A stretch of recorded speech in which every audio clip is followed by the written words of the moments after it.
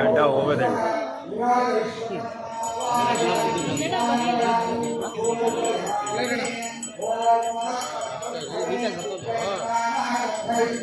ಶ್ರೀ ಭುವನೇಶ್ವರ ಸ್ವಾಮಿ ನಮಃ.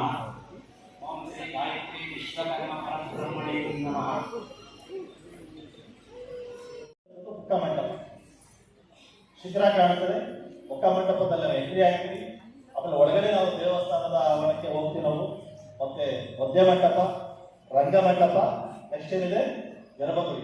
ಗರ್ಭಗುಡಿಗೂ ಮತ್ತೆ ರಂಗಮಂಟಪಕ್ಕೂ ಒಂದು ಸುಕನ್ಯಾಸೆಯನ್ನು ಮಾಡಿರ್ತಾರೆ. ಆ ಕಲ್ಪನೆ ನೋಡಿ ಎಷ್ಟು ಅದ್ಭುತವಾಗಿದೆ ಅಂತ. ದೇವರು ಗರ್ಭಗುಡಿಯಲ್ಲಿ ಇರಬೇಕು, ಆರಾಮನ್ನ ಪಡ್ಕೊಳ್ಳೋದಕ್ಕೆ ವಿಶ್ರಾಂತಿ ಪಡೆದು ಸುಖನ್ಯಾಸ ಮಲ್ಕೋಬೇಕು, ಮತ್ತೆ ಮುಖ ಮಂಟಪದಿಂದ ಹೊರಗಡೆ ಹೋಗ್ಬೇಕು, ಮತ್ತೆ ದೇವರು ಪ್ರವೇಶ ಆಗಬೇಕು ಅಂತ ನಮ್ಮ ಕಲೆ ವಸ್ತು ವಾಸ್ತುಶಿಲ್ಪ ಹೇಳ್ತಾರೆ. ಅಲ್ಲಿ ಕೆತ್ತನೆ ಮಾಡಿರ್ತಕ್ಕಂಥ ನೀವು ಬೋಧಿಗೆ ಆಗಿರ್ಬೋದು, ಮತ್ತೆ ಈ ಭುವನೇಶ್ವರಿ ನೋಡಿದ್ದೀರಾ? ಬೇಲೂರು ಹಳ್ಳಿ ಯಾರಾದ್ರೂ ನೋಡಿದ್ದೀರಾ ನೀವು? ಸಾಕಷ್ಟು ನೋಡಿದ್ದೀವಿ. ಆ ಭುವನೇಶ್ವರಿ ಅಂತಕ್ಕಂಥದ್ದು ತುಂಬಾ ವಿಶೇಷವಾಗಿರ್ತಕ್ಕಂಥದ್ದು. ಅವು ಯಾವುದು ಗಣಿತ ಇರಲಿಲ್ಲ, ವಿಜ್ಞಾನ ಇರಲಿಲ್ಲ. ವೇದ ಸಂಸ್ಕೃತ ಪಂಡಿತರುಗಳಾಗಿರ್ತಕ್ಕಂಥ ಸ್ವಾಮೀಜಿಗಳು ಈ ಕರ್ನಾಟಕ ರಾಜ್ಯದಲ್ಲಿ ಒಂದು ಬದಲಾವಣೆ ಆಗಬೇಕು, ವಿಶ್ವಕರ್ಮ ಜನಾಂಗಕ್ಕೆ ಅಂತ ಹೊರಟು ಒಂದು ವಿಷಯ ಕಲ್ಪಿಸಿದ ಜಯಂತಿನ ಆಚರಣೆ ಮಾಡಬೇಕು ಎಲ್ಲರೂ ವಿನಂತಿ ಮಾಡ್ಕೊಂಡ್ರೆ ಸಾಯಿಗೆ ದೇವಸ್ಥಾನಕ್ಕೆ ಒಂದು ಬೋರ್ವೆಲ್ ಕೊಡಿಸ್ಕೊಡ್ಬೇಕು ಅಂತ ಹೇಳಿದ್ರು. ನಮ್ಮ ನಗರಸಭೆಯಲ್ಲಿ ಸದ್ಯಕ್ಕೆ ಏನು ಹಣ ಇಲ್ಲ, ಎಲ್ಲ ಕಲೆಕ್ಟ್ ಮಾಡ್ತಾ ಇದ್ದೀವಿ. ಸಾಧ್ಯವಾದರೆ ಎಲ್ಲರೂ ಗಮನಕ್ಕೆ ತಗೊಂಡು ಅವ್ರ ಕೆಲಸವನ್ನು ಮಾಡ್ಕೊಳ್ಳೋಕ್ಕೆ ನಾನು ಎಲ್ಲರೂ ಸಮ್ಮುಖದಲ್ಲಿ ಹೇಳ್ತಾ ಇದ್ದೀನಿ ಅಂತ ಇಷ್ಟಪಡ್ತೇನೆ. ಮಾಡಿದ್ರೆ ಮಾತ್ರನೇ ನಮ್ಮ ಇಲಾಖೆಯಲ್ಲಿ ಏನು ಯೋಜನೆಗಳಿದೆ ಅನ್ನೋದ್ರ ಬಗ್ಗೆ ನಿಮಗೆ ಮಾಹಿತಿ ಸಿಗುತ್ತೆ. ದಯವಿಟ್ಟು ಈಗ ಪಿಎಂ ವಿಕಾಸ್ ಯೋಜನೆ ಇದೆಯಲ್ಲ, ಅದರಲ್ಲಿ ದಯವಿಟ್ಟು ಎಲ್ಲರನ್ನ 1 ರಿಂದ 4 ಲಕ್ಷದವರೆಗೂ ನಿಮಗೆ ಸಾಲ ಸಿಗುತ್ತೆ.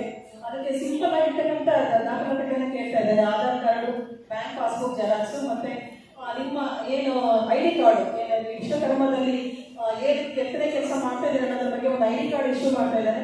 ಆ ID ಕಾರ್ಡನ್ನ ನೀವು ಸಪ್ಲೈ ಹಬ್ಬ ಹರಿದಿನಗಳಲ್ಲಿ ನಿರಂತರವಾಗಿದ್ದೀವಿ. ಇದೆಲ್ಲದಕ್ಕೂ ಕಾರಣ ಶಿಲ್ಪಕಲೆ ಮತ್ತು ಆ ಕಲೆಯನ್ನು ತೋರಿಸಬೇಕಂತ ನಮ್ಮೆಲ್ಲ ಸಮುದಾಯಗಳ ಒಂದು ಕೈವಾಡ ಹಾಗೆ ಅವರ ಶ್ರಮ, ಅವರ ವಿರುದ್ಧ ನಮ್ಮನ್ನ ಇವತ್ತು ದೈವಿಕ ಬಗ್ಗೆ ತೋರಿಸ್ಬೇಕು. ಸಮುದಾಯದಲ್ಲಿ ಅತ್ಯಂತ ಕ್ರಿಯಾಶೀಲರಿದ್ದೀರಿ, ಅವರಲ್ಲೂ ಕೂಡ ಪ್ರಬುದ್ಧರಿದ್ದೀರಿ. ಸಾಂಸ್ಕೃತಿಕ ನೆಲೆಗಟ್ಟಲ್ಲಿ ಸಾಹಿತ್ಯ ಅದೇ ಸಂಸ್ಕೃತದ ಒಂದು ನೆಲೆಗಟ್ಟಲ್ಲಿ ನೀವುಗಳು ಏನು ತೋರಿಸ್ಕೊಂಡಿದ್ದೀರಿ, ಇದು ಈ ಒಂದು ಜನಾಂಗಕ್ಕೆ ಮತ್ತು ಈ ಒಂದು ಇದರಿಗೆ ಸೀಮಿತ ಆಗದೆ ಮುಂದುವರೆದು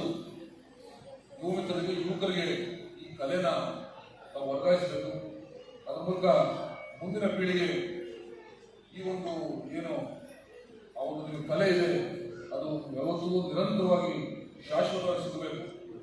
ಜೊತೆಗೆ ಶೈಕ್ಷಣಿಕವಾಗಿ, ರಾಜಕೀಯವಾಗಿ ಎಲ್ಲ ಇಲಾಖೆಗಳನ್ನು ಕೂಡ ನಿಮ್ಮ ಮತ್ತು ನಿಮ್ಮ ಮಕ್ಕಳು ಮತ್ತು ನಿಮ್ಮ ಪೀಳಿಗೆ ನೋಡಿಸ್ಕೊಂಡು ರಾಜಕೀಯವಾಗಿ ದೊಡ್ಡ ಮಟ್ಟದಲ್ಲಿ ಬೆಳೆಯಲಿಕ್ಕೂ ಕೂಡ ಪ್ರೇರಣೆ ಆಗಬೇಕು ನಿಮ್ಮ ಒಂದು ಜನಾಂಗದ ಒಂದು ಹಿರಿಯರ ಆಶೀರ್ವಾದ ಅಂತ ಹೇಳಿಕೊಳ್ತೇನೆ.